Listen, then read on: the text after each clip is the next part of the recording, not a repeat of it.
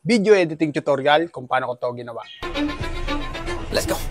Dali lang to mga lods. Tara, gawin natin. Let's go. Simpleng video lang ang ginawa ko dito mga lods. Siyempre, dapat may upuan po tayo. Tapos po, siyempre, tatanggalin po natin yung upuan natin. Dahil kailangan po natin yung video yan na walang upuan. Yan na po ang first clip po natin. Then, yung second clip po natin, yung nagpaikot po tayo ng tabo. Siyempre, mga lods, kung saan nakaposisyon yung ating upuan na plastic, dun din dapat tayo magpapaikot o magpapagalaw ng bagay na gagamitin natin. Kapag meron na po kanyan, tara po sa CapCut. Unang gagawin po natin, focus po tayo sa pagpitik ng aking kamay. Tigil po tayo dyan, tapos mag-split po tayo. Dito nga po pala sa part na to, nakapag-split na po ako o nakapagbukod na po ako nung part na wala na po yung upuan. Then, focus po tayo dyan sa upuan natin. Then, itap po natin yung zoom icon sa gilid. Dito mga lods, i-screenshot po natin yan. Yung pinakaupuan lang po yung kukunin natin. Dito mga lods, magre-remove background po tayo. Pwede naman pong gamitin yung remove BG. Nasa sa inyo na mga lods kung gagayahin nyo itong ginagawa ko. Kapag nakapag-screenshot na po tayo, exit po muna tayo sa ginagawa natin yan. Focus po tayo sa ibabaw ng new project. Piliin lang po natin dyan yung remove background. Then, piliin po natin yung upuan na screenshot po natin. Automatic po magre-remove background na po yan. Para sa akin mga lods, ito na yung pinakamadaling paraan kung magre-remove background tayo ng gagamitin nating isang bagay. Kapag goods na po tayo dyan, balik po tayo sa ating ginagawa. Then, kunin po natin yung ating upuan na ni-remove background. Piliin lang po natin sa baba yung overlay. Add overlay. Then, isukat lang po natin yan doon sa original na upuan. Kapag goods na po tayo dyan, focus naman po tayo doon sa part na wala na po yung upuan. Isumpong muna natin para matap po natin yan. Tapos po, ibababa po natin yan gamit ang overlay. Piliin po natin yung overlay sa baba.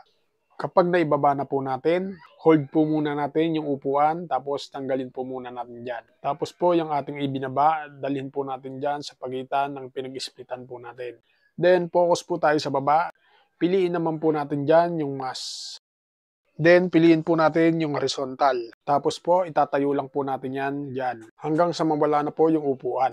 Kapag goods na po tayo dyan, yung upuan po natin, ibalik po natin sa dating pwesto. Pero sa ilalim na niya. Magiging third layer na po yan. Then, paigsiin po natin yan gamit ang split. Make sure nyo lang mga loads, basta nasa 0.3 lang po yan. Hindi pa po tayo tapos dyan, babalikan po natin yan mamaya. Ibaba po muna natin yung second clip.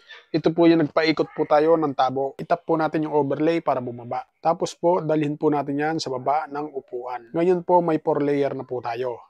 Tapos po, stay pa rin po tayo dyan. Then, hanapin po natin sa baba yung mask. Dito, yung rectangle naman po gagamitin natin. Siyempre po, itatapat po natin yan dyan sa may tabo. Huwag po natin kakalimutan i-adjust yung ating feather.